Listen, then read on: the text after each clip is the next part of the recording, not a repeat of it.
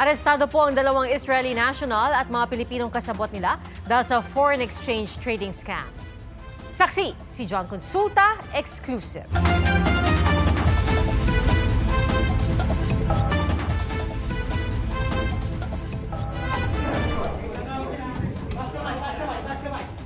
Diyan lang. Upo. Hindi nila kapalag ang dalawang Israeli national at ilang Pilipino nang maaktuhan habang abala sa kanilang pang-i-scam sa isang apartment unit sa Angeles, Pampanga. Upo. Nakabukas pa ang mga computer na ginagamit ng grupo para sa kanilang forex trading scam. Karamihan sa mga biktima nasa ibang bansa. Itong grupo na ito, isa din sa nag-viral dati sa Cebu kung saan nahack yung kanilang CCTV at nakunan nga yung activity sa loob nitong mga scammers na to.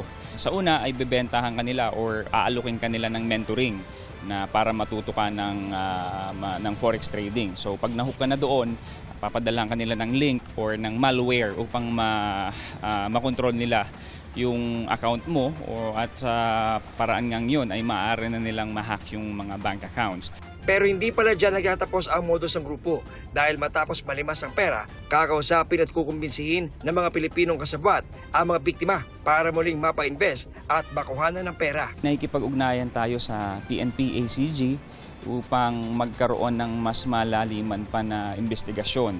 Iko-coordinate din natin sa Canadian at sa Australian authorities na nakikipag-ugnayan din sa atin ngayon kasi napag-alaman nila na may mga biktima din sa kanilang bansa. Sinisika pa namin makuha ang panig ng mga inaresto na nakapiit sa detention facility ng Bureau of Immigration sa Bikutan.